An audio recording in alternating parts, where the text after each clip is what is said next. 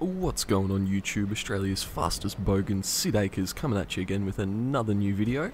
Today I'm going to be reacting to an article I saw on drive.com.au about the potential for racing games to be linked to people driving recklessly in real life. Now, naturally, as Australia's fastest bogan, I felt compelled to react to the article, so we're going to do just that. Now, experts divided over car video game links to risky driving behaviour. Novice drivers may be more inclined to develop risk-taking behaviour on the roads after growing up playing racing video games, but not all experts agree. Yeah, this expert right here is one of the ones that doesn't agree. When I speed, it's not risky at all. Ask all my terrified passengers what it's like when we break the sound barrier. None of them complain.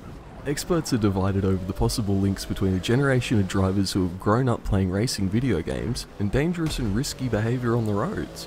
Well, what about the generation of drivers that grew up with dads like my dad, doing 140 everywhere? Pretty sure that ruined me more than video games ever did, but whatever. Amid record sales of car racing games over the past 2 decades, researchers have been studying a possible correlation with road deletions of young drivers. Yo, I can guarantee that Mickey and Disney All-Stars Racing has personally deleted millions of young drivers.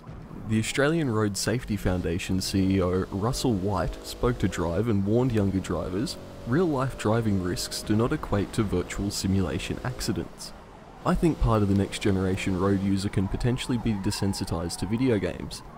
Having said that, some of the realism in simulation can be extremely lifelike, but we have to be extremely careful with the dilution of the risks associated with driving. Younger drivers have to be aware that it's not as simple as a reset button, he said. Yeah, so that's exactly why you act like a maniac in the sim, and then you drive like a human when you're in the real car. You do all the dumb stuff you want to do on the road, in the sim, and then you just drive like normal unless you're at the track. What's so hard for people to get about that? Dr. Max von Sabler, a clinical psychologist and director of MVS Psychology Group, told Drive the mixed views in psychology in relation to racing games and their link to risky driving behaviour.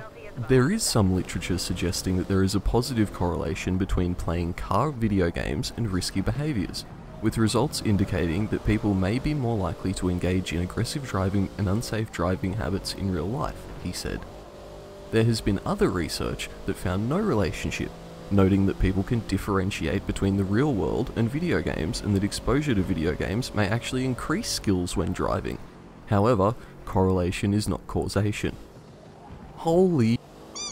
Thank you, Dr. von Sabler. Yes, people can hopefully tell the difference between driving a GT3 car around Spa and going to the shops in their BA Falcon.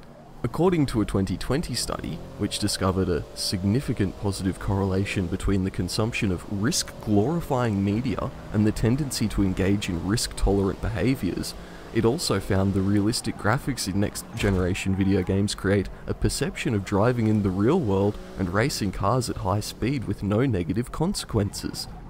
Tell me you've never gone fast in a real car without telling me you've never gone fast in a real car challenge. The two are literally not comparable. You've got so much more feedback to keep track of in real life, and there's nothing to concentrate on except hitting your line and maximising the car in the sim.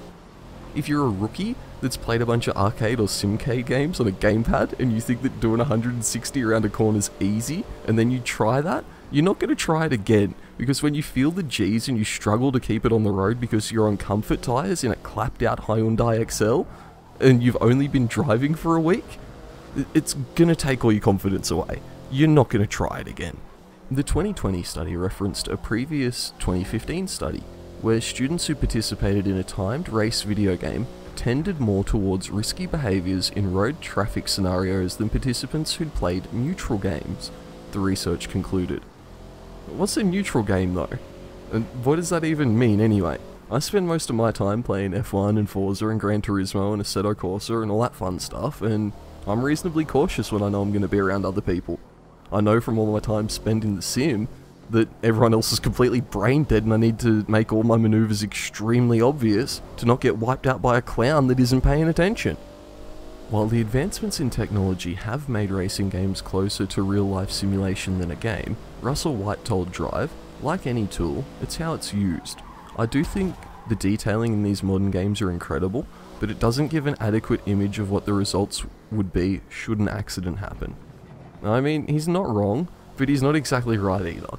Yeah, slapping a wall at 320 on your G920 isn't going to maim you, but try that on a SimCube direct drive wheel. You'll break both your wrists. And I know that's not a super accurate representation of hitting a tree at 160, but you'll still get the idea that there might be consequences for binning it. In my mind, I tend to think that instead of blaming video games or limiting car power or saying that you can only have one passenger under 25 in your car after 10 PM, maybe the government should look elsewhere for a solution. Like investing in motorsports and racetracks. It's a thing that's been said by every bogan and every Westie for the last 30 or 40 years, but if you give the youngies somewhere to go to be maniacs, they won't have to do it on the road. So what do?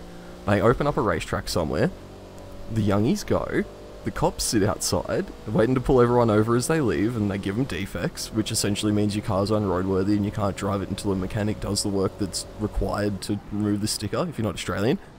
Then the people that live near the track complain about all the noise and it gets shut down. And then you have a bunch of young people out being maniacs on the road, and we go, oh, it's the video games, I guess. We haven't pulled that one out for a while. No, it's the lack of facilities for people who want to go fast. Or the persecution from the authorities or residents if you're lucky enough to have a track near. And don't even get me started on the speed limit. 100 feels like you're walking. Speed limit of 130 everywhere when, government? Alright, it's time for me to hop off my soapbox before I pop a blood vessel. If you managed to make it this far and you enjoyed the video, be sure to drop a like and a comment on the video, as it really helps me with the algorithm. And drop a sub if you want to see more content similar to this. And if you didn't enjoy it, drop a comment down below and let me know why. Because I'd love to hear your feedback on how I can improve my videos to give you all a better viewing experience. So until next time, thanks for watching the video, take it easy and have a good one.